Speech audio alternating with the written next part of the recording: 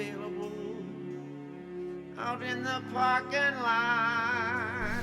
Forgot to mention, I am going to record this also, so like if we do fill up and anyone wants to catch it after, I'll have it available to watch somewhere. I forgot to record my opening spiel there, but I've hit record now, so it'll be archived for later.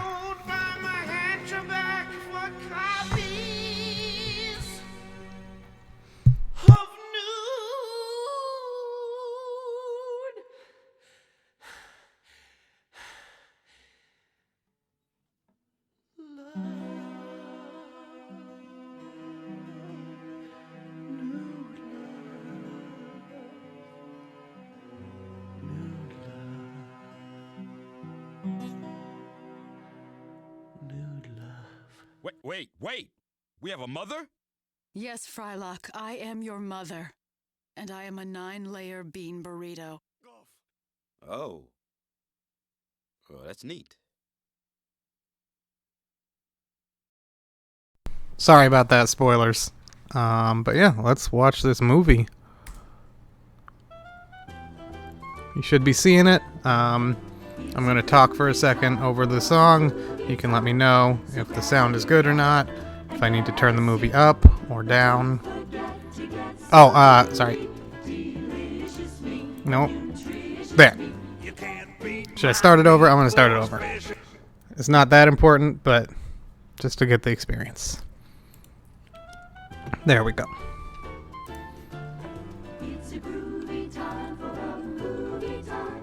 The movie sound is coming through, and let me know if I should turn it up or down.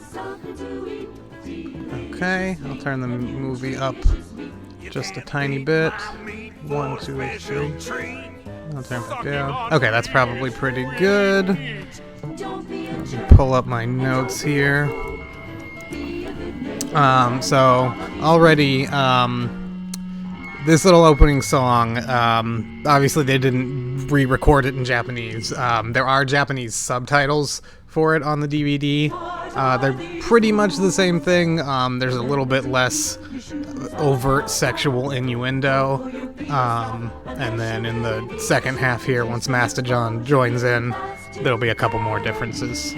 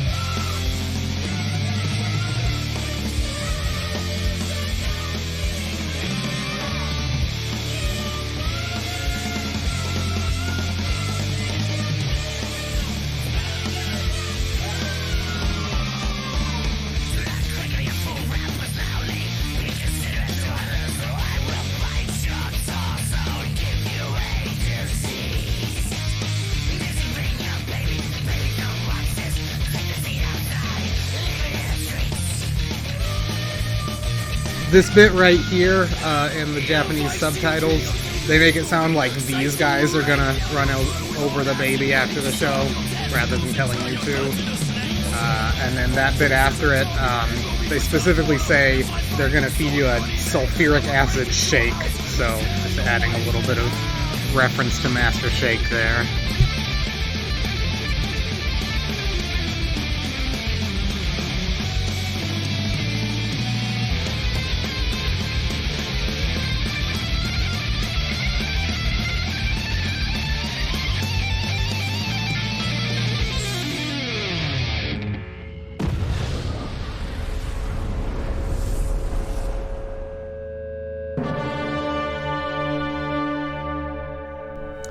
And there's this little added title card. This is on. So all 4 of the DVDs start with this full opening from the movie. So like 6 minutes of just intro songs before they get back into the movie, but they add that little title card with the stock footage of Beatles having sex. The rest of this intro, obviously, there's no dialogue or text. So I'll use this time to talk about a couple things. So what we're watching right now, I edited this together using the HD version of the English movie, and then basically edited the Japanese audio to match up to it so that we can actually enjoy this in HD rather than broken up across 4 SD DVDs with the same songs repeating every time. But real quick, I'm going to talk about the main cast. Shake, Carl, and Steve are all voiced by Fuyuki Moto. I'll note anything notable about these people that might make any sense. Otherwise, they're just Japanese actors. Frylock is voiced by Katsuhiro Higo, leader of the comedy troupe Dacho Club. Meatwad and Oglethorpe are both voiced by Kunihiro Matsumura, who does a lot of impressions, apparently. He was also in Godzilla vs. Space Godzilla. And so this bit, clearly, well, maybe not clearly, but there's no reversing of their voices. They're just speaking Japanese, and they've started talking a lot earlier. I'll pause briefly. They've started talking a lot earlier than they start talking in English. Obviously, that was before the subtitles came up. But they're not what these English reversed speech subtitles are. Basically, it opens up like, what are we doing in the desert? What's this big rock? Oh, is it a big turd from the Sphinx?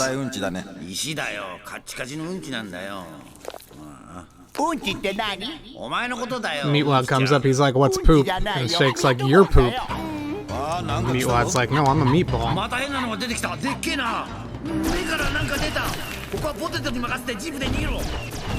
That part's mostly the same. You got Frylock calling out his attacks here.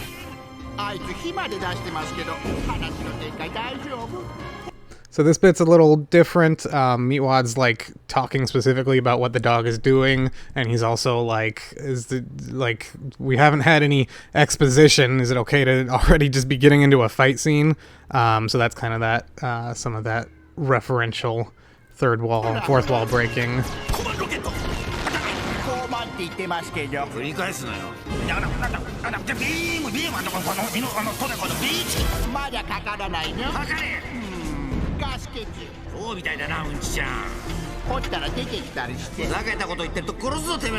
bit's mostly the same.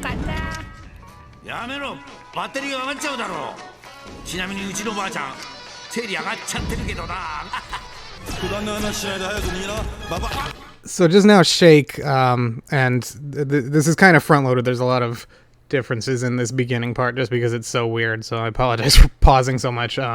But so the dialogue about the battery is the same, but then Shake's like, oh, my grandma, she's going through menopause, and it's like, it doesn't come across very well, but he's like comparing the car battery dying to his grandmother's reproductive system dying, and there's like a couple more jokes about that. Doesn't come across very well, but yeah.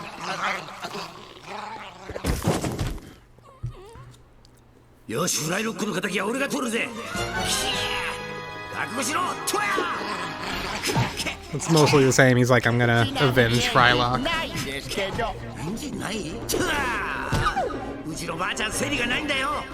So Shake's like, no engine? Well, my grandma doesn't have any ovaries.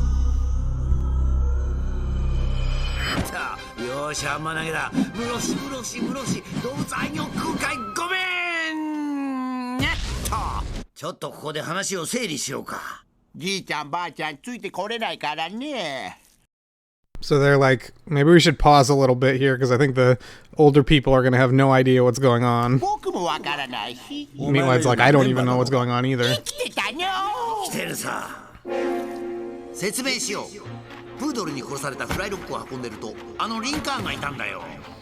Yeah, they just say Lincoln. They don't say he's a witch doctor.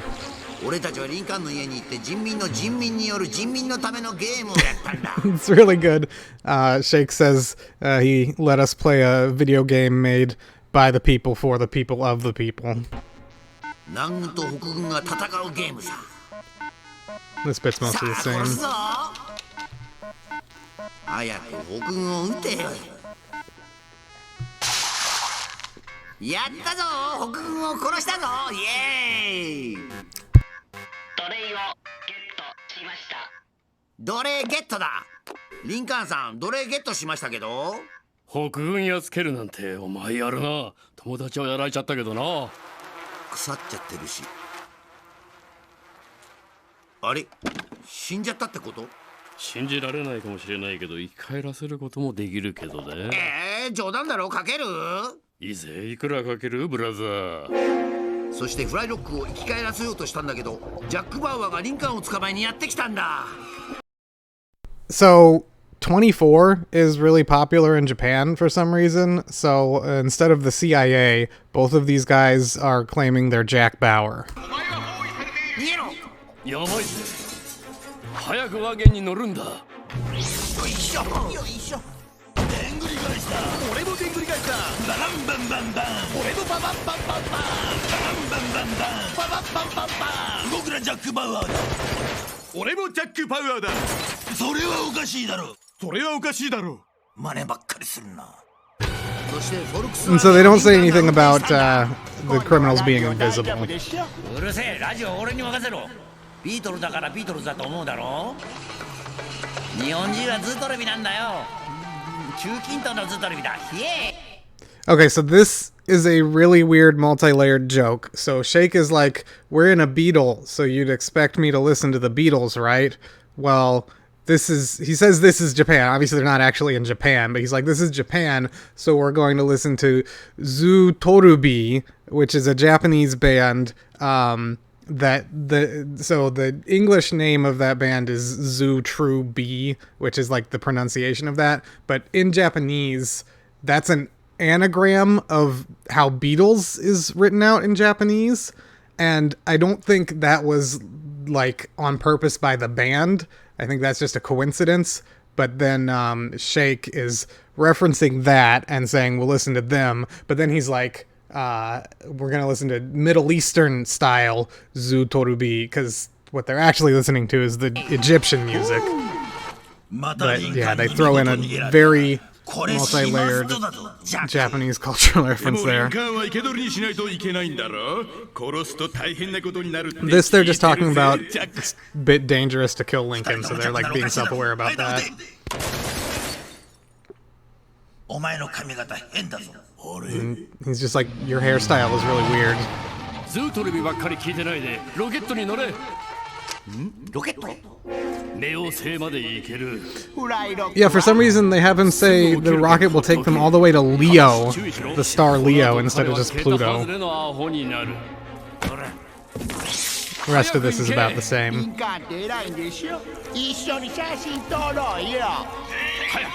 早くロケットで逃げろ。 Kind of like that, yeah, kind of like video jokers. アメリカの歴史は変えられないぜ。逃げるぞ、撃つぞ。私を撃つと大変なことになる。なんで撃ったんだよ。リンカーンを殺したよな。アメリカの未来を変えるんだ、ジャック。どういうことジャック？ちゃんと引っ張れ、シロボー。そんなこんながありーの、俺たちはなんとか助かったんだよな。腐ったフライロックもな。それが俺たちの生い立ちだ。Shake's like a little less rude there in the Japanese, but and then Meatwad's not saying Frylock doesn't understand. He's like, I don't understand what's going on. I think so. That was basically the same, and I think it's pretty straightforward. So this, of course, also the song is not dubbed, but it did have subtitles.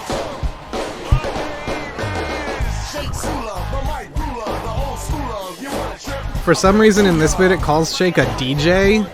I'm not sure why, because it's not like he's DJing the visuals or anything. And like there's a couple like more overt drug references saying like Frylock and Meatwad like to get high.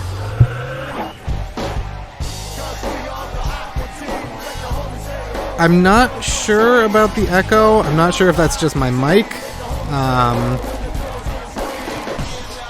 Yeah. If it, like, maybe point out... Huh. I'll have to attune my ears to it.「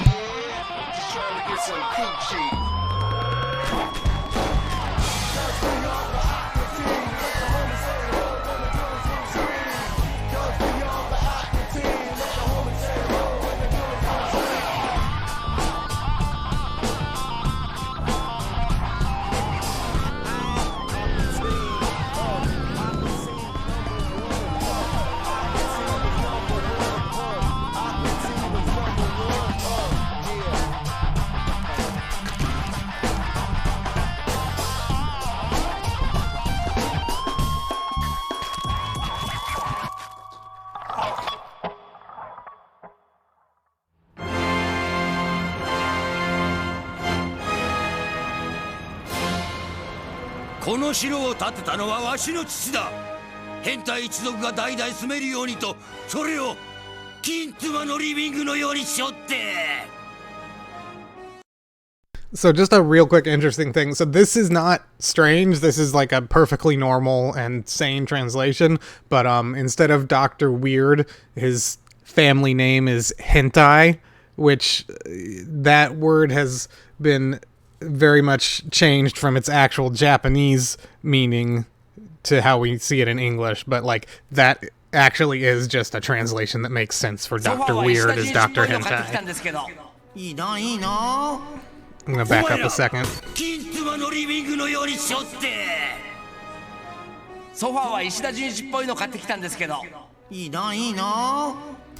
So when Rob here is advertising the lofts, I had to ask someone about this, and this is one of those just weird esoteric Japanese culture references. But he mentions a Japanese actor, Junichi Ishida, and he's like, we've got a Junichi Ishida esque or like style couch that we got this set up in this loft. And the person who replied to me on Twitter said basically like this guy is known for drama shows from the 90s that have like upscale interior design but kind of retro-ish. So, very clumsy explanation, but they go back to that joke like 4 times, so I had to explain it.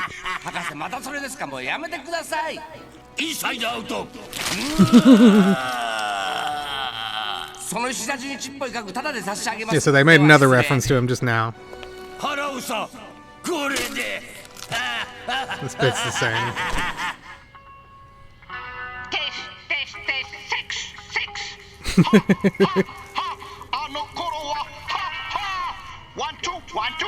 Checking the mic a little bit differently.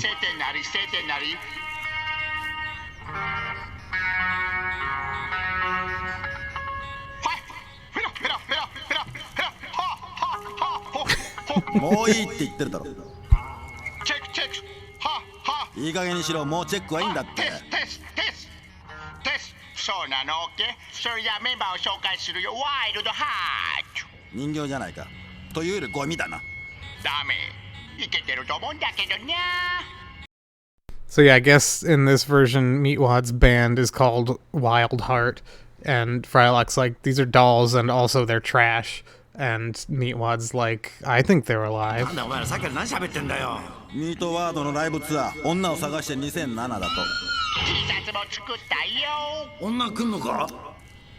Frylock said 2007, so they lost the joke of the year being wrong. So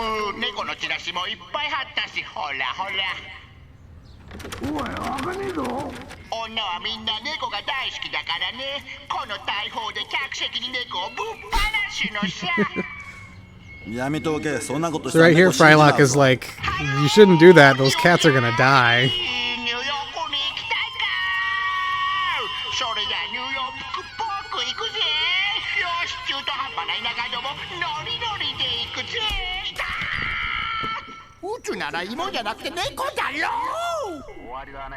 Meatwad was like, you're supposed to shoot the cats, not potatoes.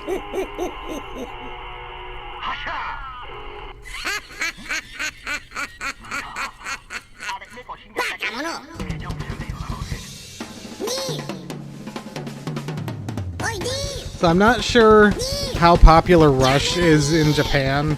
So I'm not sure if the average Japanese person would be expected to recognize Neil Peart, but Walter basically just called him Yoshiki from X Japan, the drummer from X Japan. So I guess they're trying to, like, sort of explain the joke. I do really like Walter Melon's voice. 元冬木だってギター持ちはモテると思ったらしいけどな。 Shake was making a reference to Meatwad's voice actor. He was like, he said the name of Fuyuki Moto. He was like, I would have thought that Fuyuki Moto with a guitar would bring in the ladies. 女にモテるためにはこれだ。 I love this bit. マッチョでしょ。品川庄司の品川じゃない方みたいなのを触ってみて。ヘをした。女がみんなマッチョ好きとはな。でもミキティは筋肉バカが好きだったぜ。 So he's also now Shake is referencing yet another Japanese, I think, part of a comedy duo called Shinagawa Shoji, and like not something I'm familiar with, so I can't provide a lot of context. But he goes back to that reference a couple more times too.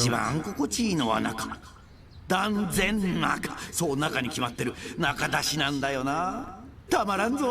He's more kind of just directly talking about sex here, like a little less naive about it. 俺が性教育してやる。中出し中出し。中出し中出し。この四角がだな。男性自身だ。そしてこの円が女性自身。 He just says that's a woman, not the uterus. よく見るとな、こういろいろあるんだ。 で、男はだいたいココナッツの芳香剤の車で He says that the car has a coconut air freshener. 仕込みがありの どこ行くの？ 駐車場にひらひらがある。ホテルだな。うなぎパイ Mostly the same. その一室でな、モンスター化した男は And then he starts basically going into like sort of a metaphor, or maybe he just is talking about wrestling, and Meatwad references Antonio Inoki, Japanese pro wrestler, obviously making the illusion between wrestling and sex.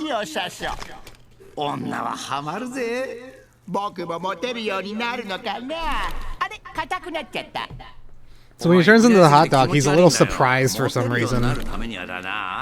I guess probably that's like, you know, without the context of the series, it's probably weird to viewers that he turns into a hot dog. そう、とにかく鍛えまくるのさ、筋トレでな。ジムかどっかで。ルネッサンスとか高えだろ。He's referencing a specific Japanese gym chain there. それよりこれよ、これ。激ヤバフレックスだ。あれ、エルベスの衣装が干してある。説明しよう。 Yeah, so the Insano Flex is called the Gekiyaba Flex, which is basically the same thing. 噂ではこれは技術が進歩した未来の筋トレマシンらしい。だがどういうわけか今ここにある。 There's no time cop reference here, but 俺がマッチョになるためにね。これで僕も中山きんに君みたいになれるのかな。これで君も憧れのマッチョ。ダメな雑誌の裏表紙によく書いてあるだろう。よーし、早速運んでやるぞ。 that bit is different, but I wasn't able to kind of figure out exactly what they were saying. もっと押せ。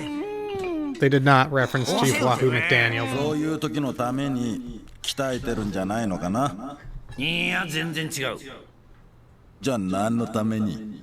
セックス。やった後母が言わねえようにするために決まってんだ I ろ。 love how instead of poontang, he just says 組み sex. 立てむちゃくちゃだろ。誰の？ And then he says he needs to get fit so that he won't be out of breath after having sex, specifically. 組み立てんのめんどくせえんだよ。部員がいっぱいありすぎてさ、あれ絶対1個足りなくなるよな。取説はどうした？どっか行っちゃった。じゃあインターネットで調べてみる？インターネットってさ、エッチな画像も見れるし、ほんと便利だよ And ね。 here, it's kind of weird, but Meatwad is talking about looking up porn on the internet instead of playing Crystal Meth, Nightmare Killing Spree, and Clam Digger head to head. 調べてくるね。おいちょっと待ておい。おっと、ブラジャーだらけじゃん。プラチャプラチャプラチャ。おい勝手に見るなって言ってんだろうが。こういう趣味あった変よ。態だろこりゃ。見るんじゃない。ブックマークしよう。ブックマークはもうしてますね。 This bit's mostly the same, but Frylock's like, oh, I already bookmarked that, don't worry. 激ヤバフレックスで検索。 And then there's a moment where Shake, like, actually tries to get Frylock to look for the instructions rather than just being completely off topic.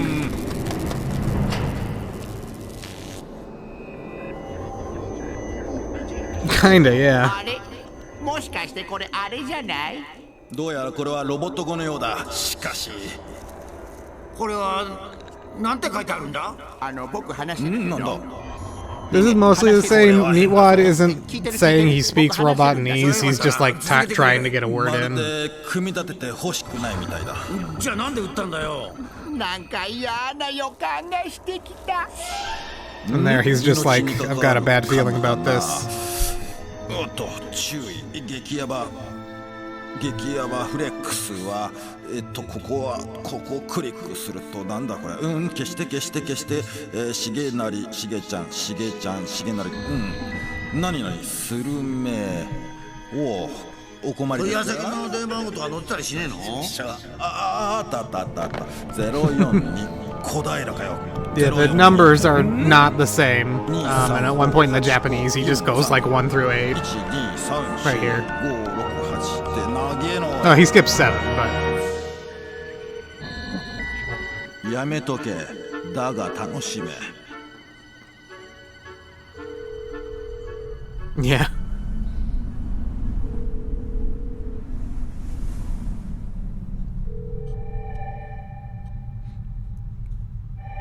So in this bit, in just a second here, somehow or for some reason, Oglethorpe knows the phone call is from Earth. That's like in a minute here, but that's the next note I have written down. おい、電話鳴ってないかい？あの電話は多分地球からだな。おい、その電話出るな。いきなり誰だおめえ。私は過去のクリスマスのサイバー幽霊。今ちょっと時間いい？ちょっとだけ。いいけど。私が来た未来では数千年前。 And so, yeah, I forgot to mention it, but also each episode has like a little titles card here. So I left these in. These are obviously not in HD, but like each episode has a Japanese title in Japanese and English. But yeah. エクササイズマシンを開発。90通りもの運動ができ、重みの調節も自由自在。その上、心臓血管を鍛えるローイング付き。しかも回数を把握できるクリッカーまで。 This is pretty much all straight translation. ボタンは大きくて赤い。君らの時代には失われた色だ。すげえ絶対買う。アホか。作ったのはお前だぞ。この筋トレマシンが悪い腹筋の元に渡れば、世界は超優和主演の恐ろしいものになるだろう。 So they actually left the Chow Yun Fat reference there exactly as is. And so here, Emery actually plays off of it. And he's like, if this happened, would the world turn into like Pirates of the Caribbean world?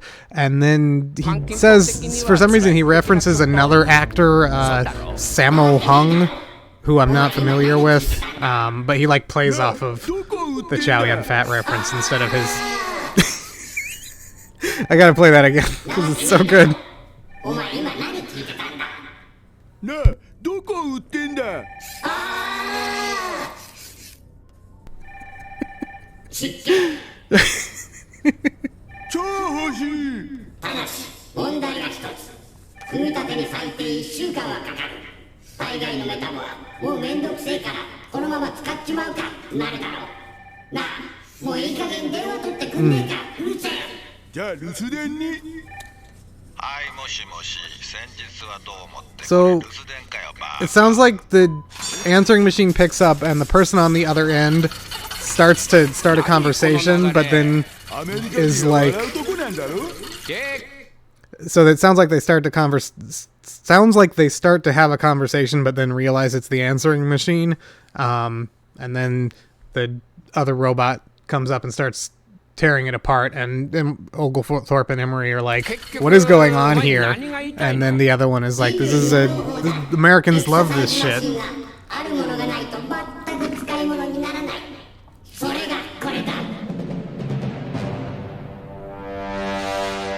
But there's a few moments in that where they're basically just like, I don't understand what's going on at all, but I'm sure the Americans are eating this up.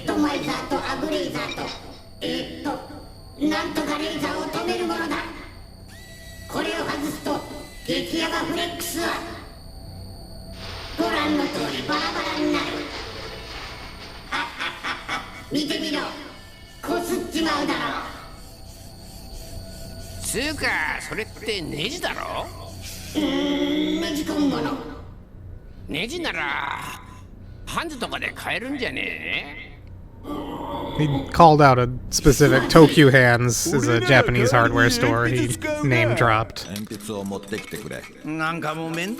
so then that was like slightly different. Frylock was like, go get me a pencil, rather than I put a pencil in there for whatever reason.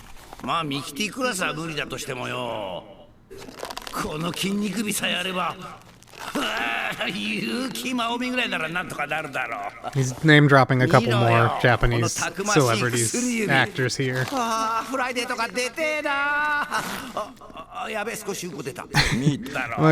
Real quick, right here, he's like, look at my ring finger specifically. So they're like directly referencing the animation. So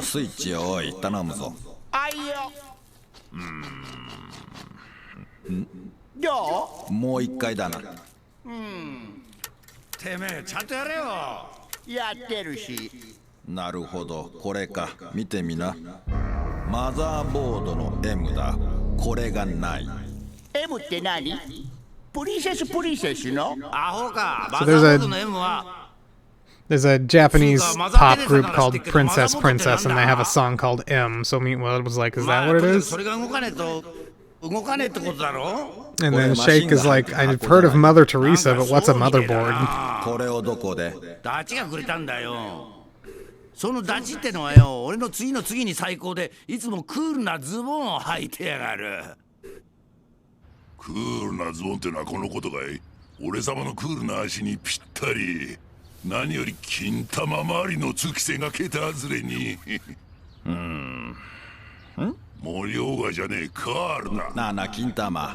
So instead of calling him Carl, Frylock just calls him Balls, because he was talking about his balls. So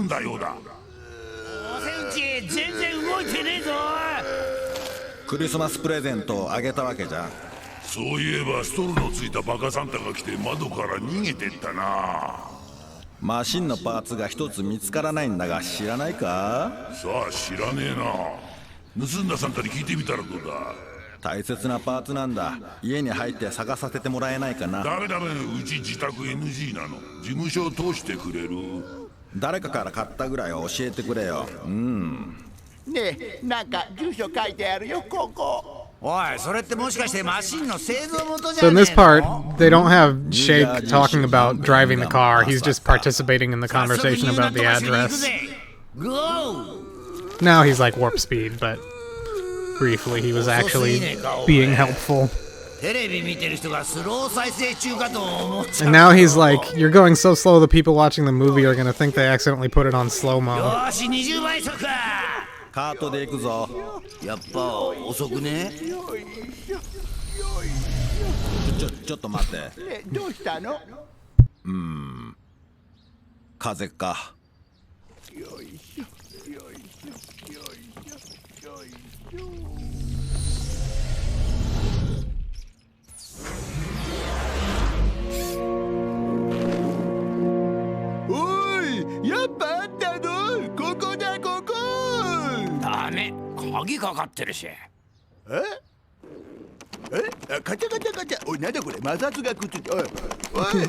Muttering the whole time.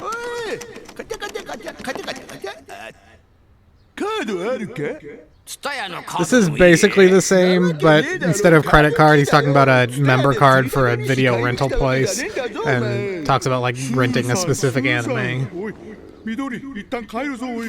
And oh yeah, this is interesting. So Oglethorpe just calls Emery green. He calls him Midori, which is Japanese for green.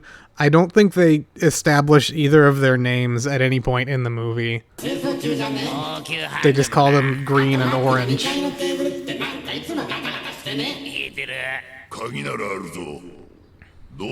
gonna go back again.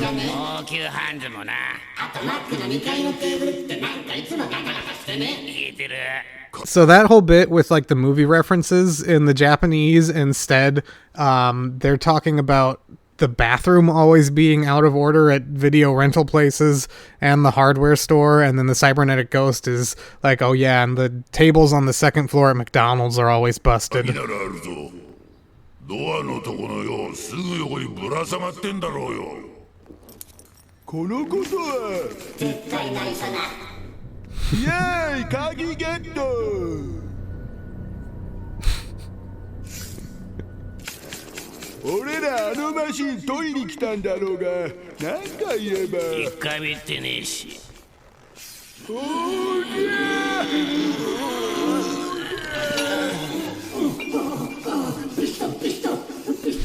Just saying piston.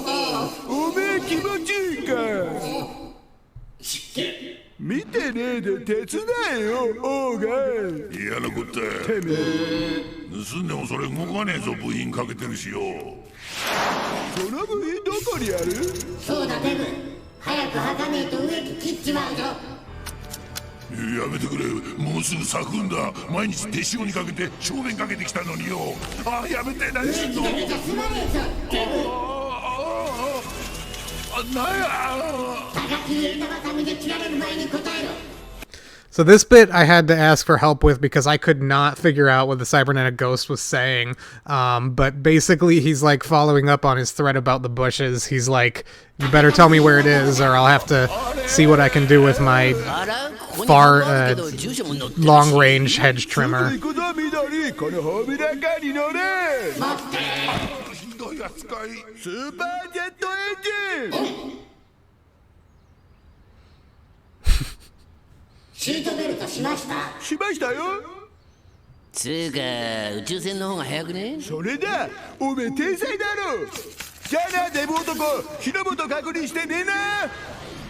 That I also had to get help with, but Oglethorpe was basically just saying, enjoy your nap with your azaleas.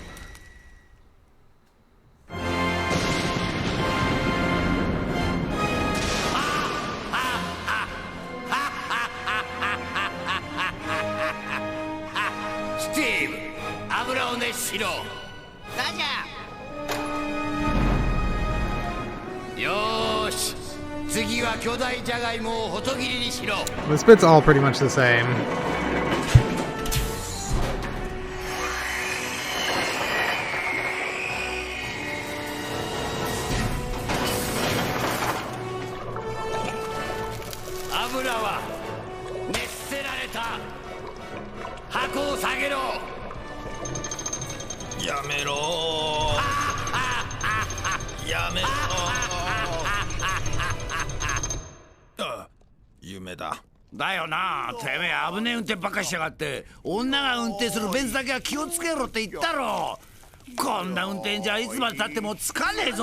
That part's a little bit different. He makes some weird joke about like women driving Mercedes-Benz. I'm not sure exactly the intention of it, but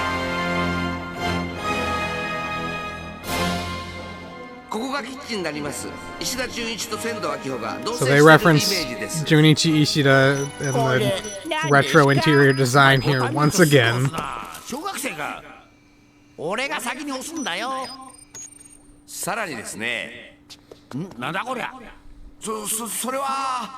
And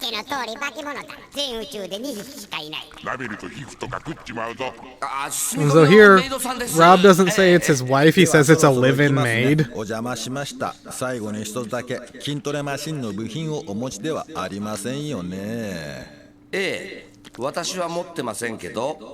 I'm pretty sure that this is the only Adult Swim property that has ever had any official Japanese content. Just now, Shake was like, hey, aren't you the guy from Monsters, Inc.? Oh, wait, you're just a ripoff. Knockoff. バカめ、わしは変装の達人だ。 Oh, did it? I did not know the Boondocks had a dub. 誰も組み立ててはならん激ヤバフレックスを。持ってなかった。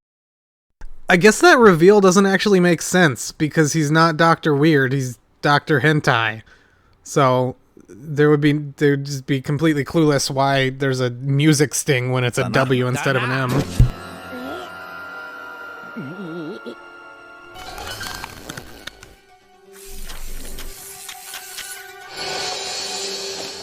だから言ったろ、絶対に待ってないって。 This whole scene's pretty much the same in Japanese.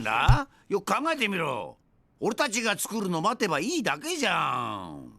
それよか。このボイスチェンジャーもう弁償かな。一応店員に聞いてみる。つうか部品飲んじゃった。俺ケツにはめてたよ。やべ、誰か来た。変装しろ。バレないようにリアルにイチャつくぞ。わあ、おお。ピロピロ。ピロピロ。ホテル行けよ。ペロペロペロペロ。な今のセリフ言った。 So this is another kind of weird self-referential making fun of Americans. He is proud of his get a room joke, but he's proud of it because it sounds like an American joke. 俺たちもな、危なかった。でもお前のキスいいな。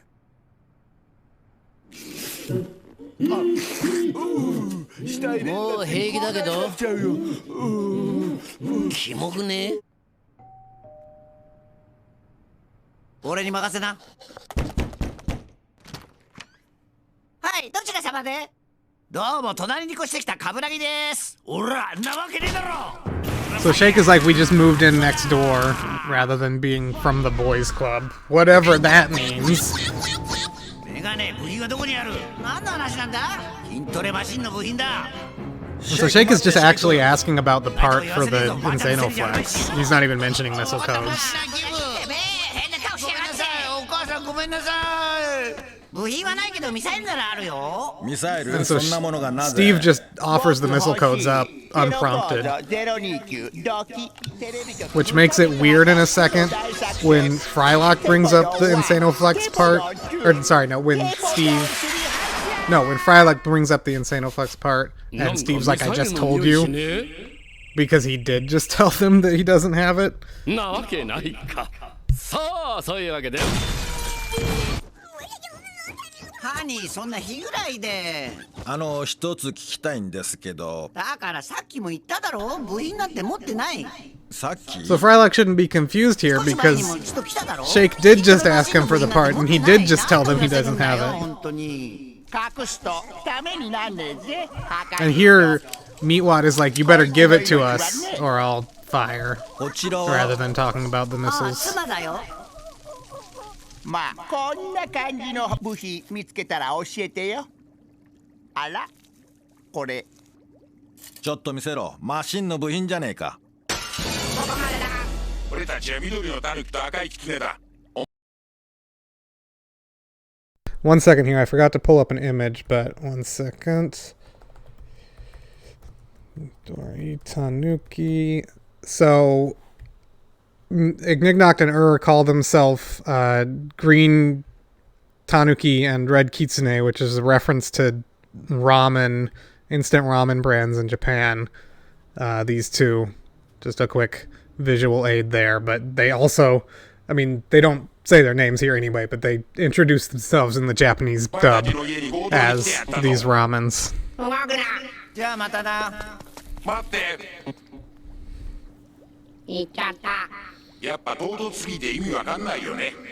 And here Ignignokt is just like, there's way too much going on, I have no idea what's happening.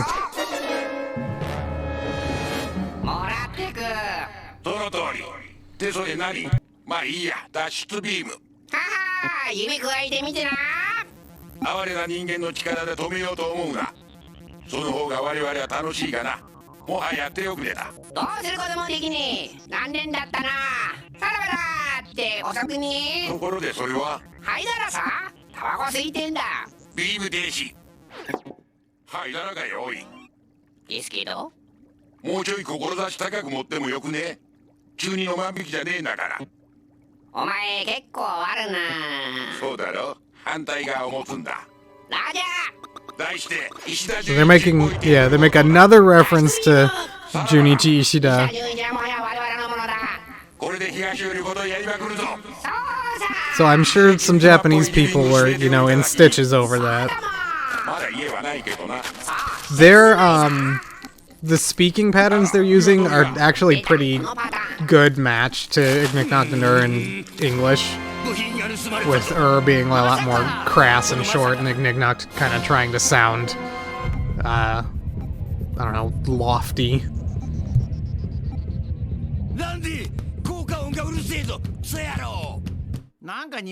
Their Dr. Weird is just like the sound effects are too loud. Or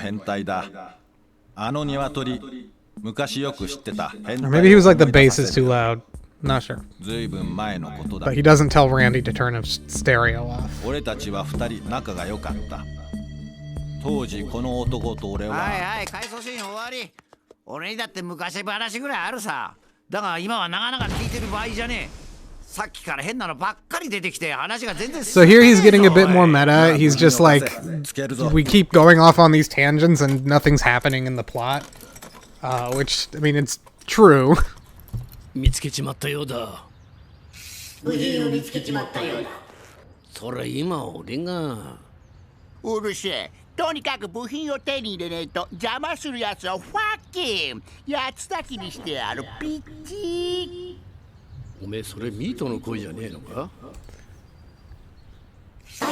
So Oglethorpe and Meatwad have the same voice, and for those lines, the voice actor accidentally used the Meatwad voice, and then Emery called him out on it.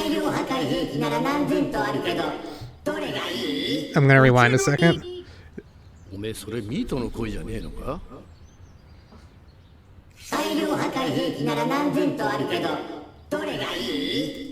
So this is a really good localization here. Let me remember exactly how to say this word. 1 second. So in English, the cybernetic ghost says weapons of mass distraction. And then in Japanese, he said, I'm pretty sure what he's saying is Saigyo Hakai Heiki. And so Hakai Heiki is destructive weapon, essentially. And then at the beginning he says, it sounds like he's saying Saigyo. Saikyo is like strongest or super strong. But then gyo in Japanese is for lines, like lines in a script or in a book. So instead of most strong, it's like most lines.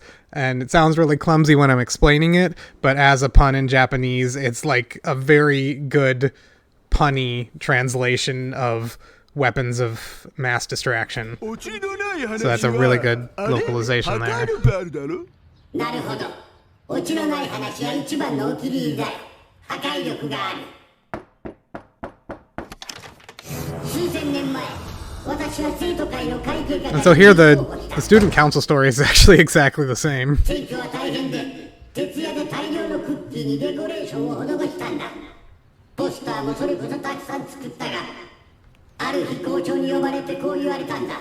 選挙違反だぞ、てめえ。 数千年前にも起こったはずだがまたやられてえのか。 It's all pretty much the same. トイレの中で私にそう言って。おい、俺のズボンは隠れたって無駄だぞ。見たぞ。ようカールだよな。このズボンよかったら片方の足ずつシェアしようぜ。つうかそれ俺のだろ。 でも金玉が一つになるんだぜ。すごくね。おい、俺のマシンか。欠けた部品を見つけたんだ。私が付け方を教えてあげよう。それじゃ逆だと。口出しするな。いいけど間違ってるよこれ。 This bit's all pretty much one for one. いよいよこれで完了だ。完了だ。やっとできたか。よーし、パワーを最大にセットしてくれ。おい、俺のもんだぞ。僕もやる。組み立てたのは俺だ。筋肉なら負けない。シェイク、まずは持ち主が先だ。そうだな。俺は大人だからまずはガキに譲ってやっか。誰か早く突っ込んで。速攻どけ。ですよね。まずはウォームアップモードからだ。ゆっくり試していく。どうせすぐ制覇しちまうからな。おい、見ろ、この動きすげえな。なんだ I love that bit from Frylock right there. 鍛えられてんのか。すごく嫌な予感がする。お前ら止めろ。おい、なんだってんだこりゃ。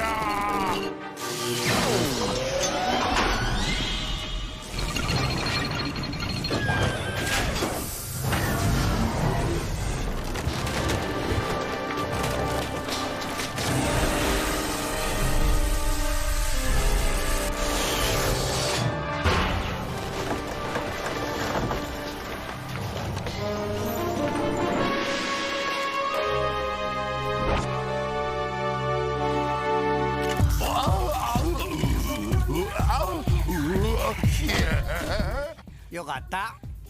あいつに譲って。だからつけちゃいかんと言ったろ。言ってねえだろ。一言もな。言ってないっけ。誰の体が手を。ビーなんじゃこれ。ム。見つかるだろ。バカども、激ヤバフレックスの恐るべき効果はすぐに訪れる。So here he doesn't say anything about the resoning.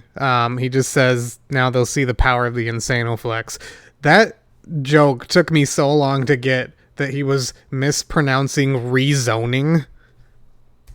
But yeah, he does here say contact the county. But yeah, he's just like, they'll see the power of the Insanoflex. 見て、スイカが浮いてるよ。まずいリバ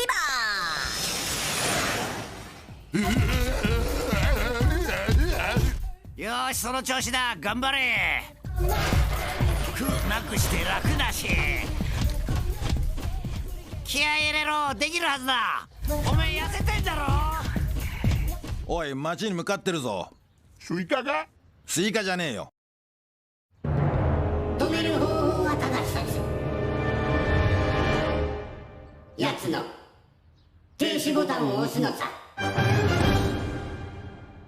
停止ボタンなんてね。ならばそうね。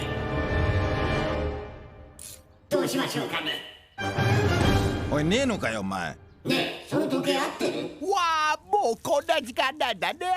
いやー、それにしても忙しい一日だったな。昼から休みなしだよ。明日もキャンプだし、お前もだろ。キャンプ？もう寝るわ。So here, Shake is like, we're gonna go camping tomorrow rather than going to bed. And Frylock is like, you're gonna go camping in the middle of this emergency? And Shake is like, I need to buy meat. It's gonna be an emergency if I don't have meat for the camping. You want me to just eat cabbage soup? カールと町の人の位置が危ないんだぞ。ねえ、協力したらマシンくれる？さもなければ。言えよ。怒鳴らないでよ。てか急に出てきたんですけど。よし、作戦を練らねば。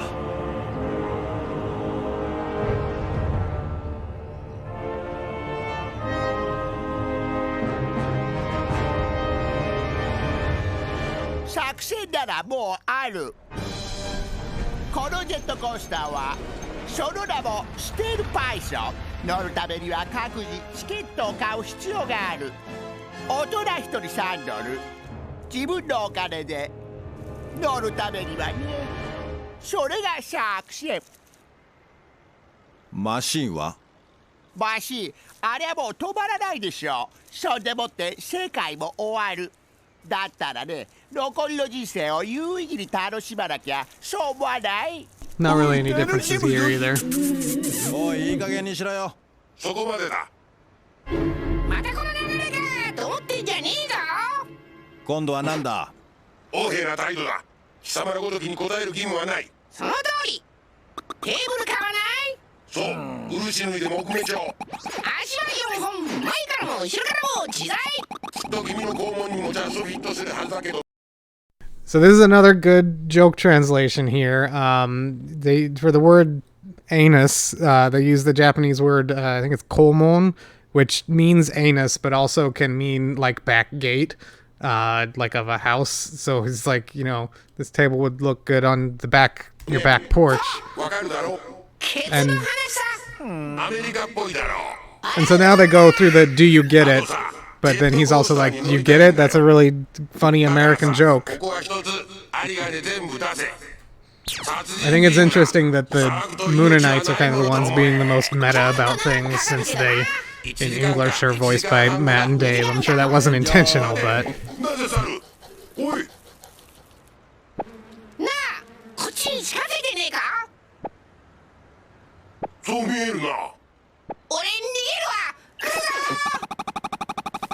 話に戻るぞ。何が作戦だ。ジェットコースターに乗りてえだけじゃねえか、この一対一に。大体お前うんこじゃねえか。ジェットコースターにちっちゃいうんこが乗れんのか。 Shake is calling Meatwad a piece of poop again, rather than talking about a topless car wash. こんなことができるとは。お手のもんさ、よかったら事務所とか借りる？$100でどう？Japanese Meatwad, you can rent an office from him for just $100.「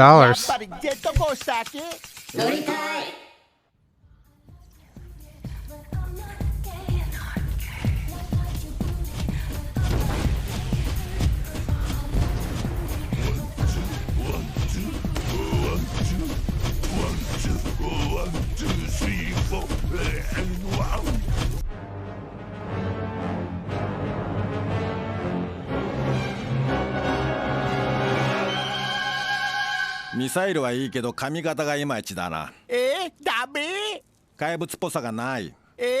横分けにして中井貴一イメージでまとめてみたんですけど。When he changes the shorts here, he's like, oh, do I look like I'm from Hikaru Genji now? Which is another, like, 80s Japanese pop boy band.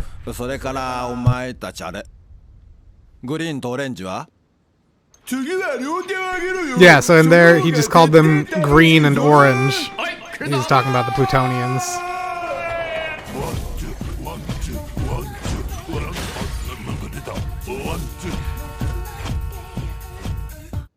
いいか、まずシェイク、お前がここまでやつをおびき寄せるんだ。いいな。シェイク。Yeah, so there Shake just runs away completely silent. He doesn't even say the I ain't doing that. 松崎しげる的な黒さになりてんだよ。後で行くよ。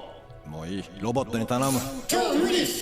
Okay, so now Shake is starting to reference a different, I think this guy was like a rock musician, Shigeru Matsuzaki, also known as apparently Shigeru Brown, who I think was noted for having a very deep tan, and now he's just kind of going on about this guy. And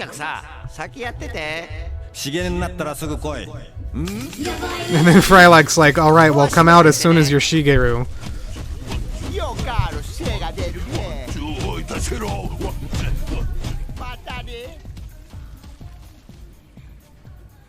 Oi, 何している？攻撃しろよ。牙で噛みついてミサイルで爆破って作戦だろ。おい。だっけ？手をくれな。私は未来で見た。これは彼の運命。そして彼らの。待て待て、彼らって誰だ？フライロック、見て。なんてこった。これは大変だ。思った通りだな。This bit's all pretty much the same. いや、やつは女だ。今なんて？いやいや、マシンは女だってことね。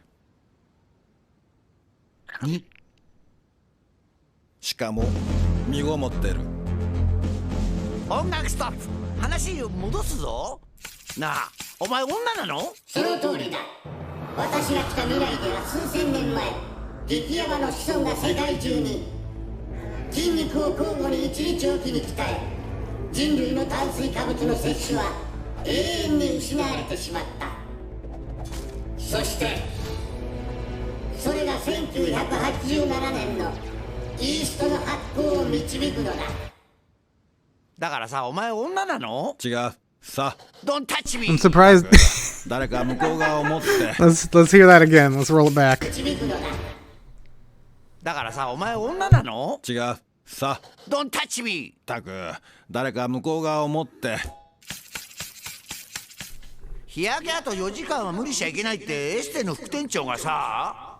いいから手を貸せ。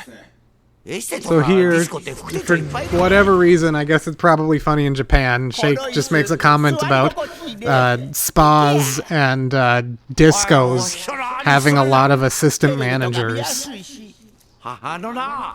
他にも使えるかも。なんかこれスケベースにも似てな。当たってきた。おい、俺の体の一部だぞ。俺の兄座るなっつうの。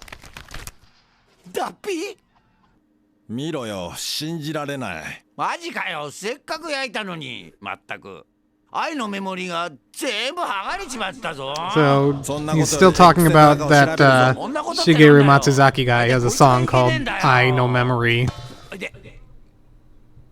And these references kind of have a purpose to them eventually.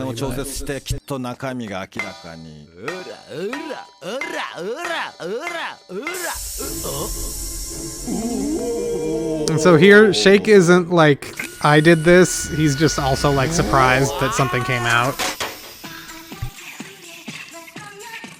なんか生まれたぞ。いいビートだね。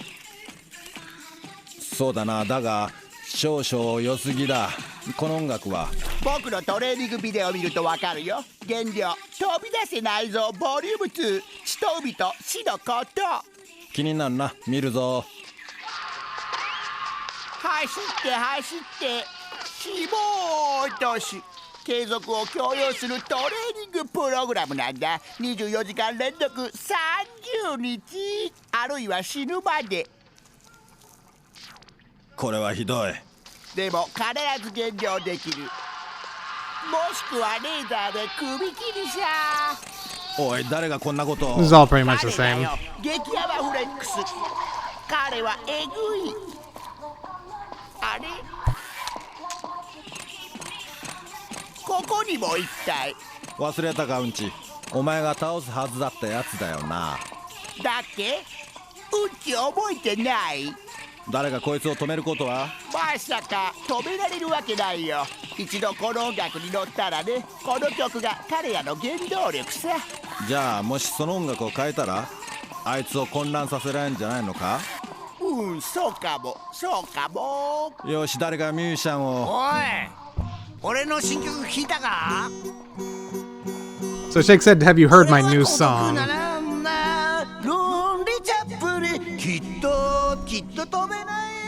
他にもっと誰かいるよな。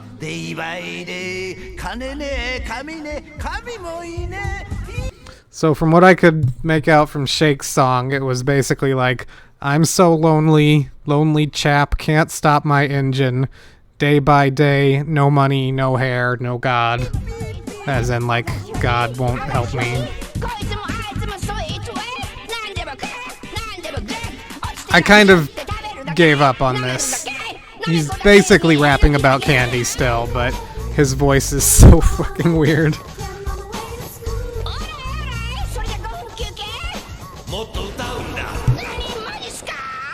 僕もお菓子落ち歌うんだ。コーラスぶちったしフライ。電話よ、落ち着いて。はい、もしもし。もしもし、あれ、もしもし。ねえ魔王、地上で話してもいいっすか？つうかこう電波悪すぎ。一つ条件を飲めばな。電話した？ああ、したよな、ミート。今度は何？灰になっちゃったの？ああ、また買いやがった、あの豚。魔王は豚野郎だ。よりによって灰なんかにしやがって。あ、よかったら食う？犬の糞ですけど。やべえ、犬の草最高。 So he doesn't question himself in Japanese. He's just really enjoying the dog turd. He specifically says it's a Pomeranian's turd. 実はな、お前の歌が必要なんだよ。俺の歌が必すよ。だって松崎しげるには聞いたのかクソ。悪いが忙しいんだ。急発注だったら松崎しげるに頼め。大体 OK 出るぞ。Okay, so here MCP Pants is like, did you ask Shigeru Matsuzaki? It's a little bit short notice, but if you ask him, he can probably do it. So they're just continuing this reference. And this is the kind of thing that I kind of feel like is akin to Mystery Science Theater 3000 style, like commentary almost.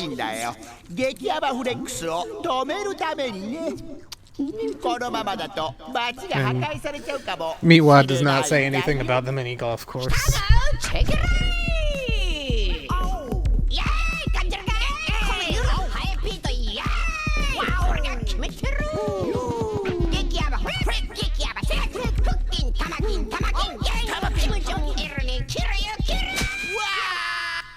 So, MCP Pants' song, roughly translated, in Japanese it rhymes, in this rough translation in English it really doesn't, but he was basically like, insano flex, insano sex, sit-ups, testicles, balls, feel good, kill, kill. And then he got killed. And then Shake is like, you should thank me, you were gonna get swarmed by the fly. なら俺のデモを聞けよ。誰も聞かないって。弾き語りで空想の彼女に思いを馳せる歌なんだよ。気色悪い。愛のメモリーよりはいいよ。踊れんのか。And Shake is referencing Shigeru Matsuzaki again, saying his song is better than I No Memory that he mentioned before.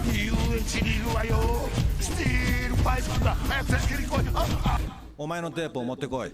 それだと12ドルになりますけど。もし15ドル出せばマスターシェイクのニューマキシシングルが手に入りますけど So for $15 you can get Master Shake's new maxi single, which sounds like it's something different than the tape rather than just the same thing on CD. フライダーが危険を感知している。それって範囲狭えな。なんだそれ。ストロロロロ、俺のストローダーの方がずっと感度いいぜ。ストロー。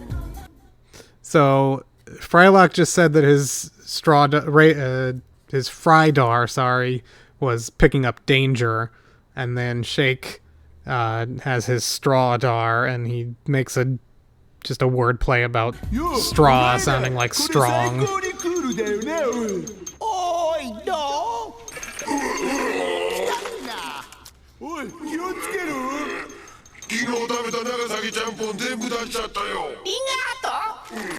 So Ignignok specifically says that he's throwing up the Nagasaki champon that he ate yesterday, which is it's a ramen style dish, and then is like from Ringer Hut.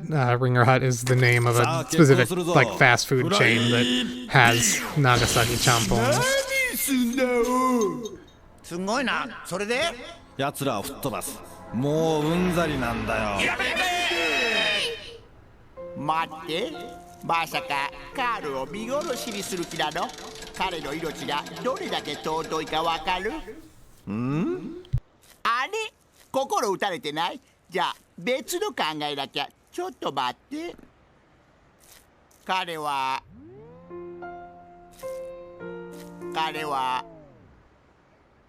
な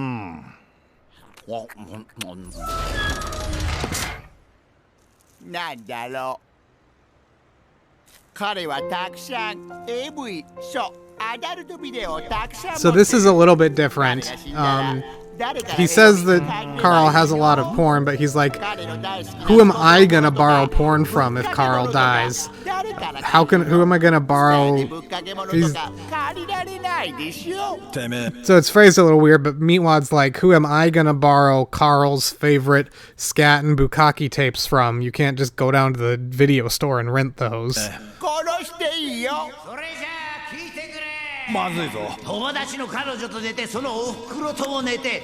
Shake dedicates Nude Love to a musician called Michael Tomioka in heaven, but that guy's not actually dead.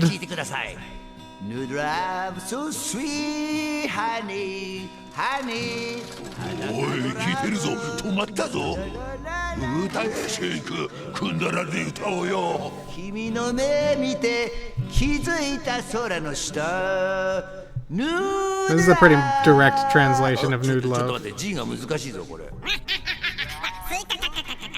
璧だ。すべて計画通りにいってるぞ。ニール小型スイカを。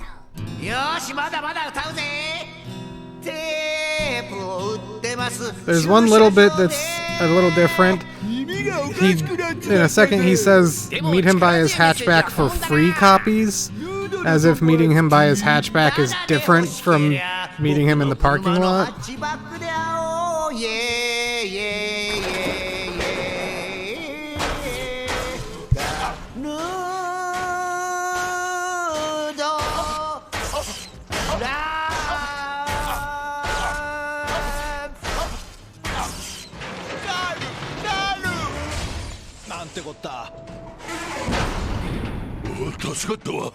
彼も強かったが音楽が勝ったようだな。カール、もう降りれば？そうなんだけど気持ち全身が痛えからさちょっとだけそっとしておいてくれねえかこのガタイにも酔っていたしさよいしょそれはね音楽が乗るなおっとカール死んだなんてこったカールおい聞こえるかおいあれおいカールおい大丈夫かフレット一体何がおうベイビーわざわざ来てくれたのねこんな状態でなんだが紹介するよ俺の新しい彼女でリンダだダンマンダバースポーツです Fox says nice pose. So they change it up a little bit here. He doesn't say they met in line for the coaster. He says they met at a Konami Sports Gym, which is a gym chain in Japan. So it kind of implies that they've been dating for a while rather than they met 5 minutes ago.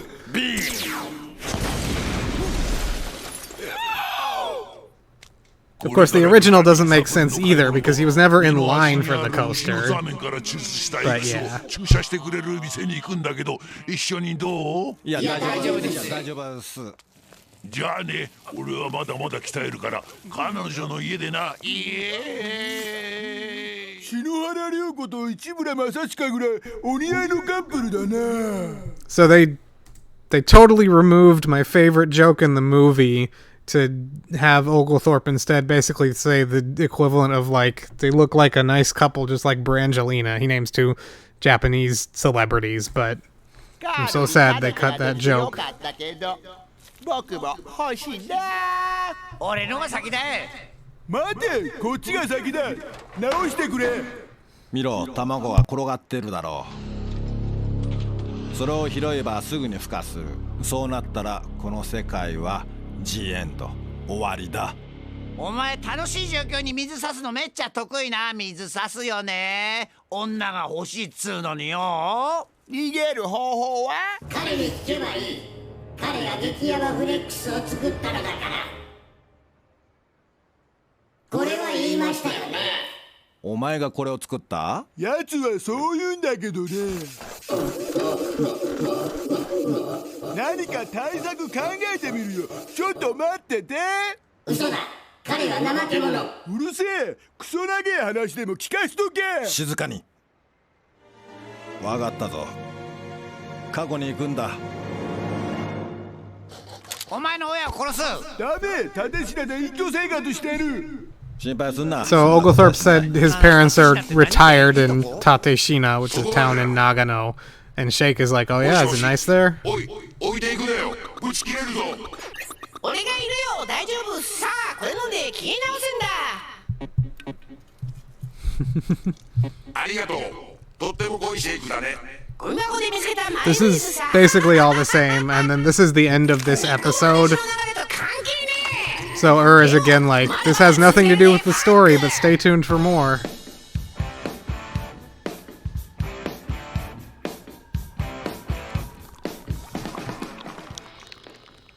見ろよ飲み干したビールの空き缶で六本木ヒルズ建てちまったぜおい Oglethorpe's like, I built Roppongi Hills out of my empty beer cans, which is kind of like a trendy, up-and-coming area in Tokyo. And he's like, oh, these flies are all trying to move in.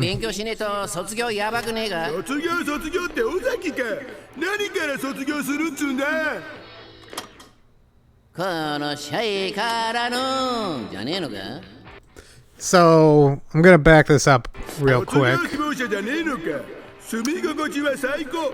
So, Emery is basically like concerned about graduating rather than exam. And Oglethorpe is just like, why are you going on about graduation so much? And so then I prepared a little aid for us here. This is just another pop culture reference, but I happen to know the song that Emery is singing here. So this is 1 second. I gotta remember Yuta Ozaki. I think this is a well-known like graduation song. So he's just referencing this, but the line he sings is in a second here.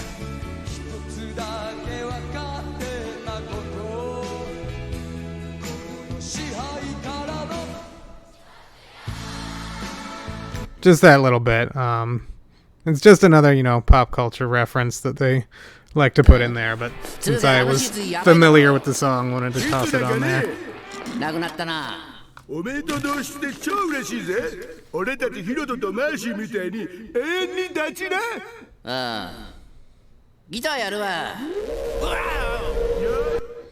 And so that was another pop culture reference. Oglethorpe was like, there's I guess this band called the Blue Hearts, and Oglethorpe was like, we're gonna be friends forever, like Hiroto and Marcy, who I guess are the two main people in that band. So you could say like, we're gonna be friends forever, like Simon and Garfunkel or something like that, if you were to translate this back into English.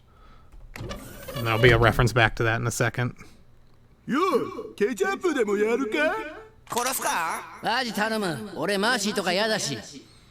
So yeah, Emery's like, yeah, kill him. I hate Marcy, the other half of that duo that Oglethorpe mentioned. オズラじゃなくてそれはオグラだ。激ヤバフレックスを生み出すなら電子工学だとかロボット工学を学んでるはずじゃないのか? And so here he's like, I helped Timmy find his nuts in robotics class.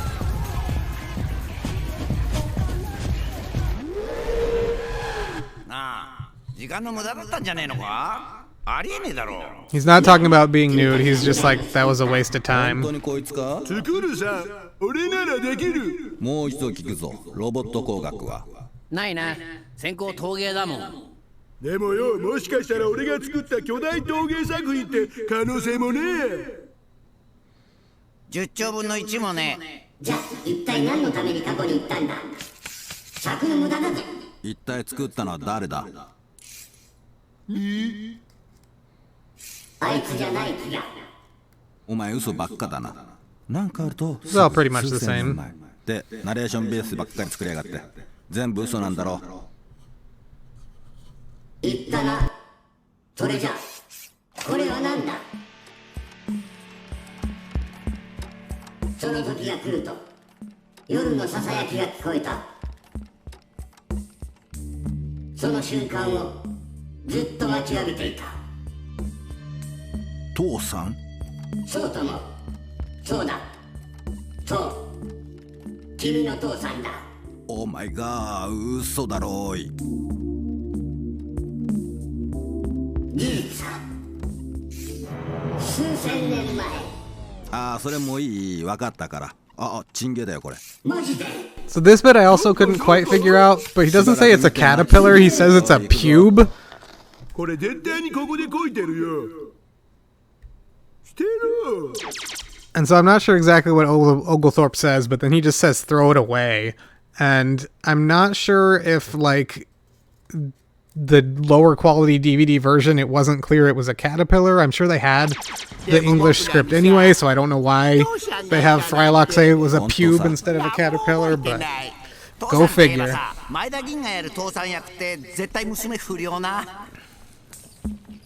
Another just random Japanese culture reference from Shake. 銀だよ銀。夢かと思ったが現実だった。真っ暗で何も見えなかった。 Frolic actually said, I thought it was a dream, but it was real. 熱した油が肌を焦がす強烈な痛みを覚えている。 Oh yeah.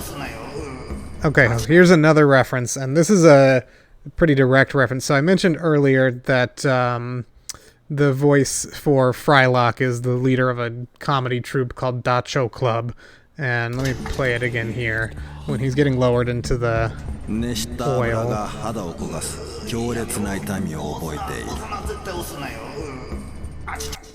So he's referencing a bit from a variety show from Dacho Club. I'll just play this little clip. Just a little bit. I don't know if this is the guy who voices Frylock, but one of them is. And it's just this like bit from the variety show where he's supposed to crawl across this and he's like, don't push me in, don't push me in. And it's just like a common reference, common pop culture reference. So it doesn't even really make sense in the context of him being lowered into the oil in a basket, but because of the voice actor and being put in liquid. 金属の手が生肉を叩く湿った音も何千万羽の鶏の Just now Meatwad was actually saying that the hands hurt rather than being like, hi, how you doing? 巨大なナゲットに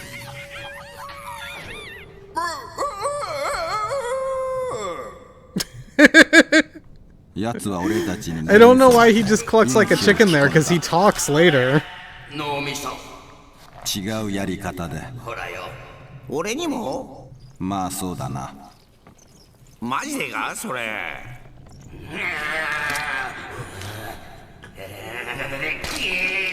ほらよ。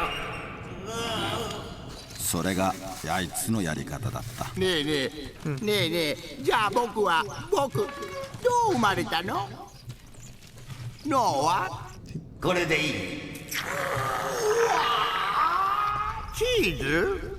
それもナポリタンにかける一番安いやつだ。面白い話だったよ。いやまだ。昔々あるところにおじいさんと前田銀が。聞けよ。お前たちを作ったのはとんでもない目的のためだ。この飛行機に乗ってこの壁に激突するんだ。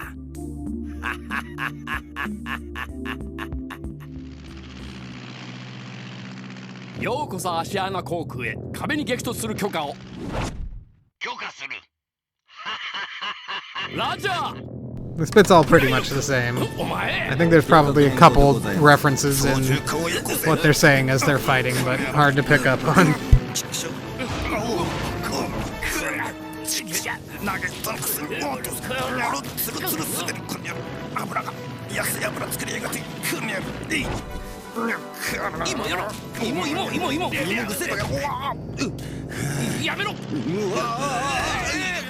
なんてことだ。わしの子供たちがそうサンダルが。And so now Frylock says he flew the plane to Africa to save an old friend or some old friends. And then he's like, flying into a brick wall sounds like a skit from Ryuhei Ueshima, which is one of the other guys from that voice actor's comedy troupe. 地上に降りたら各自3メートルの距離間隔を置いて援護を待ってからそれから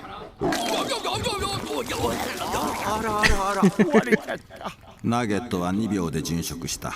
一方俺たちは無事にアフリカの大地。ようサンコ。おいちょっと待ってサンコンさん、ニカオさん。So I'm not sure exactly how problematic this is, but Shake and Frylock are like calling out for a couple specific African actors by name. One of them being He says Nikao-san, which is the guy who starred in The Gods Must Be Crazy, if you're familiar with that. I don't know if that's a little bit racist, maybe, but...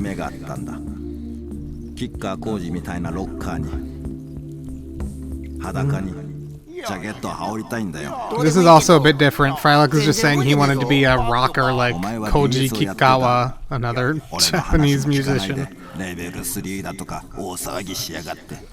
And then he specifically says that Shake was playing a DS, not just a game.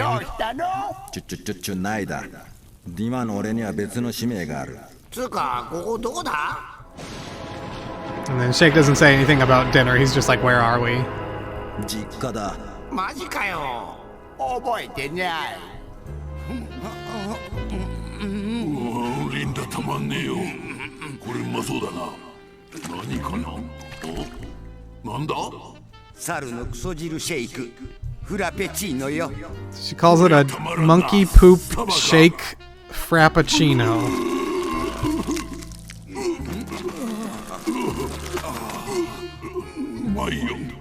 Linda, 堺若菜的な水着まぶいよ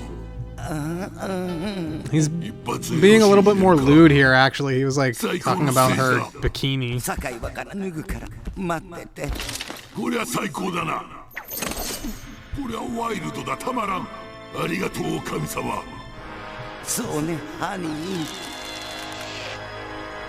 あれよベイビー筋肉が一体どうしたんだい So he gets a little meta here again. Carl's like, not this again. And then he's like, the background music is ominous. So he's like,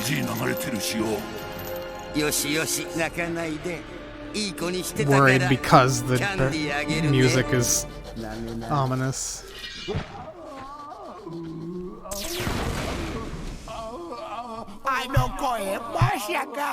Carl. 息子たちよおかえりパパだよ He said, welcome home, boys, rather than boy. もう違うぜ今からお前が父さんだ父さんかかってきやがれ痛いじゃないのこの野郎ね Again, there's a couple like references in this fight, like Dr. Weird has like some specific things he says, but I couldn't quite figure out what exactly they're referencing.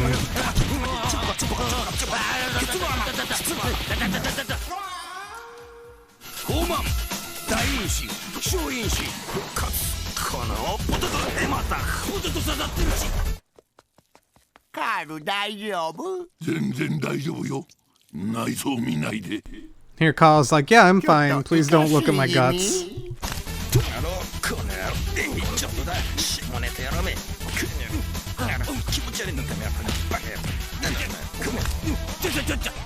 Stop! なんだスティーブ今日もう帰ってもいいですか妻と6時に歌舞伎座に Steve said he's going to a kabuki show, not going home. そうその前のそうそっちだそ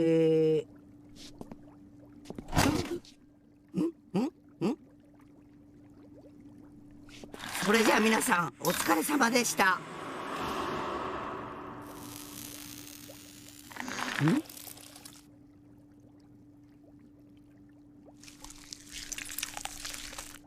あらあ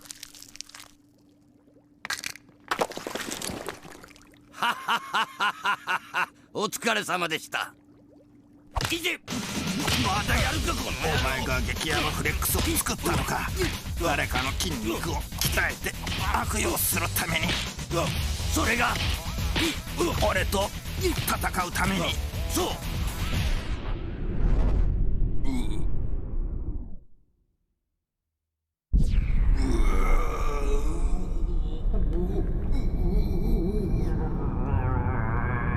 I love how the little creature in the tube, the vat, its eye follows Frylock. その通りだよベイビー大陰唇小陰唇高慢この筋肉なんだこらでもどうして父さんが嫌いだからだよ挑発や乗らないぞ親はそっちだろ違う。お前が私を作ったのだ。これを覚えているかい？それは呪いのクマ。なんで？父さんは買ってくれなかった。手を切るから危ないって。当然だろ、こんなに刃物が。自分で買ったよ。それいいね。思い出した。クリスマスに欲しがって。そう。でも父さんは代わりにこんなものを。おねしょベイビー、台無しじゃねえか。俺の記憶と違う。どんな記憶だよ父さん。星のワイプか。そう、あのパターンだ。怪しい BGM が流れる回想シーン。 He doesn't say anything about Phil Collins specifically, he just says that a suspicious sounding song plays. 全部お前が作ったビデオだったんだよ。そんなバカな。後頭部に歴が全部作り物の記憶ってこと？でも He also doesn't say anything about David Cronenberg 君が there. 脳みそを分けて彼を作ったのさ。彼は一人息子。でも父親のせいでイカれた人間に。それで君は記憶を塗り替えた。ナゲットの時と同じさ。君は彼の死に責任を感じていた。だから過去を全て捨ててひっそり新しい人生を歩み始めたんだ。そうだろう？うんち、ちょっと待った。記憶の件はともかくまだもう一つ大きな問題が。 So here Shake is saying we have bigger problems to worry about than our memories being incorrect. I guess he's either talking about the Insanoflex or getting laid. Not sure which, but yeah. でも心は女だ。女好きじゃ。レズなんだ。でもそれでもさ。本当だ。He just says it's true, not on イブ Oprah. もプラスティック製なんだ。なるほど、それなら納得だ。だがまた一つ謎が。お前らを作ったのは僕だ。父さん。お前らが言ってるこの仮想世界もね。おい、ビール持ってこい。リモコンが電池切れだ。クソテレビ。ここ意味なんてないぞ。おいおい、子供たちよ。喧嘩するな。僕が見たスイカだ。嘘ばっかりつくんじゃねえ、このうんこ野郎。うわますます話が厄介になってるぞ。シェイク。ミートワット？おい大丈夫か？そこをどくんだ。なんだよ。ニール、命のドラムソロ。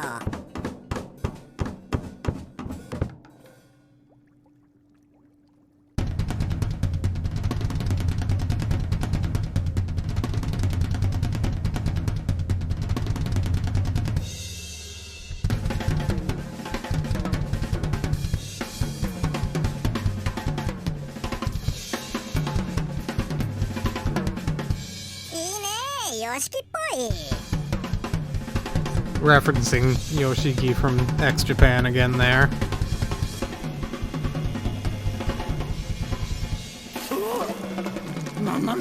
And I think that was our last Japanese pop culture reference.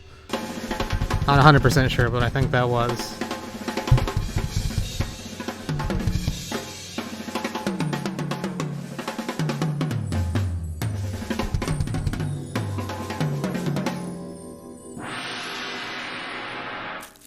僕生きてる。誰？私はスイカ。相棒のニールだ。やあブラザー。よ調子どうよ。そしてこちらが。This is a little different. Yeah, there Neil or Walter was like, "Who is this?" And Dr. Radel was like, "That was Steve," rather than Walter somehow just knowing Steve. お前たちを作った。激ヤバフレックスも大ヒットした。筋トレビデオも私が作った。だが職を失ってしまったんだ。仕事をサボって今時間の24編で筋トレビデオの編集ばっかりしてたらクビになってしまったんだ。お前ら二人が殺し合うというなら私がお前らの不動産を相続してチェーン店を作る激ヤバジムだ。うち賃貸だけど。うちも。俺らは施設。金が入るまでだが。プールも立ち入り禁止。僕らだけな。 They don't specifically say the YMCA, but everything else is pretty much the same. 僕も。金玉袋から出しまくりさ。いやいや、違う違う違う、賃貸だっていうことか。そうさ。そうですが。施設だし。じゃあジムはどうなるんだ。不動産もないし、不況だし、ジムなんて無理だろう。またバイトでも探しな。And Frylock's not like you have to go to the city. He's just like, you're gonna have to get another job, I guess. なあ、パパ。ああ、そうかい。母さんに言いつけてやる。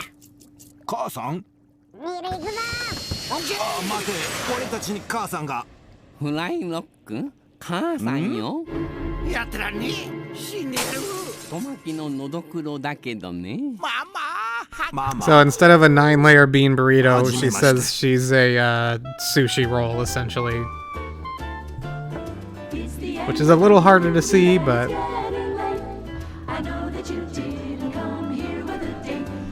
And then this song is also subtitled in Japanese, but it's basically the same.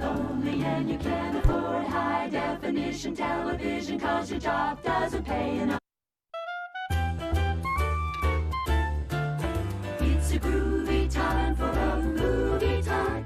So grab your gal and grab a seat. Now we can watch the Japanese credits. Remember, the movie's not quite over yet. There's still one more difference. Sucking on me is really neat. Don't be a jerk and don't be a fool. Be a good neighbor and follow these rules. Oh, special thanks to Dudes. Thanks, Dudes. Remember to keep your shoes on at all times. Don't pull your penis out unless you really need to. Indecent exposure is a class 2 felony.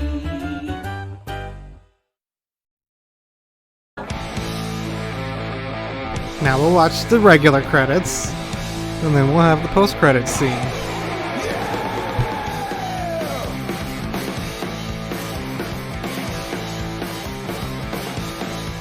Yeah, I guess I'll talk over this bit a little bit now. Here, let me turn it down just a couple clicks. But yeah, I hope that was enjoyable and interesting. Like I said, I do have it recorded. Oh, that was actually shorter than I thought. We didn't go too much over the actual length of the movie. But yeah, if you want to like check it out again later or whatever, I've got it recorded. I think maybe some people might hop into the general voice channel after this to hang out. We are like, based on what I've been seeing from people's screenshots and stuff, it sounds like Plantasm is going to drop on demand on Amazon tomorrow at like 9 p.m. Pacific. So we're like just over a day away from the new movie, which is kind of crazy.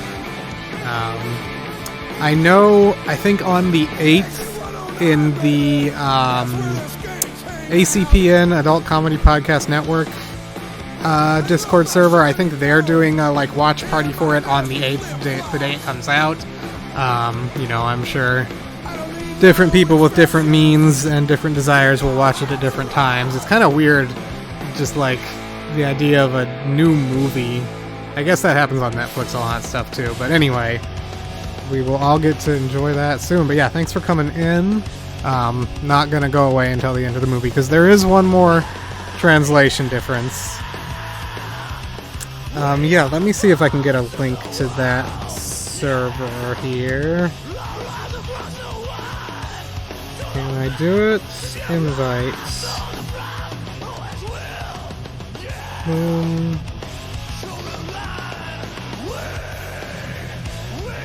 And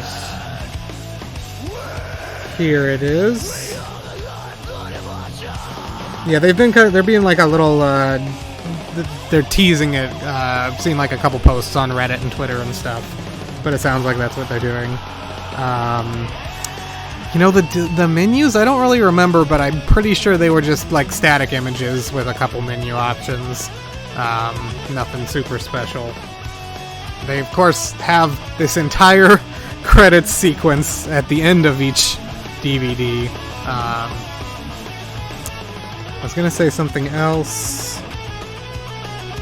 Let me For the contest for the sticker giveaway, that's going to be open. You can react to the post in the announcements channel and also DM me proofs of purchase of the movie through whatever means by midnight Pacific tonight, so that's about 5 more hours.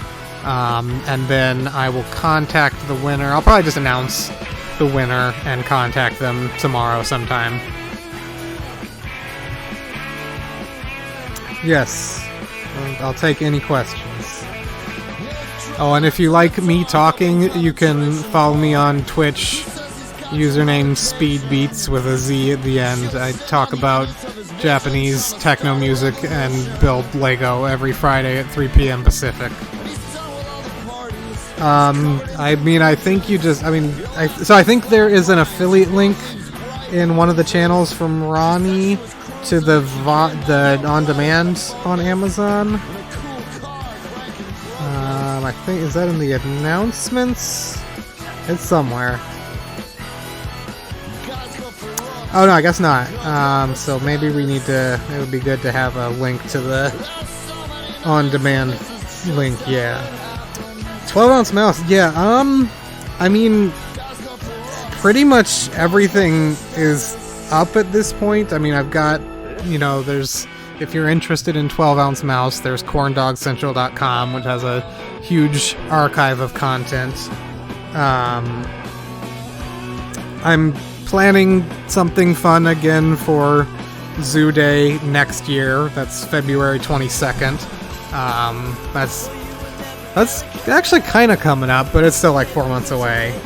But yeah, let me see if I can get a link just to have it. Amazon.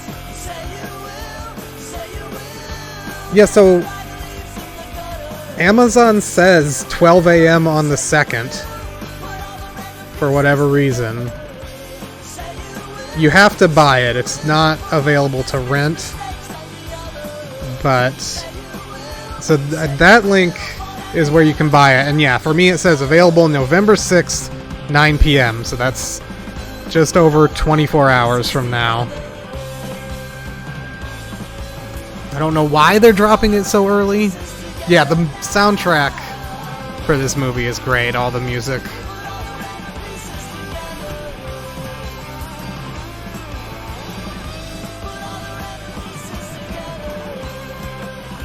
Yeah, I think we just both posted the same link at basically the same time. But yeah, it's wrapping up. No, seriously, again, thank you for joining. Thank you to Ronnie for doing this podcast, really. It's been so great listening to it every week, and I love that, like, your coverage of the movie on Patreon went right up to the new movie coming out, and it's just been great being part of a community with the movie coming up and everything.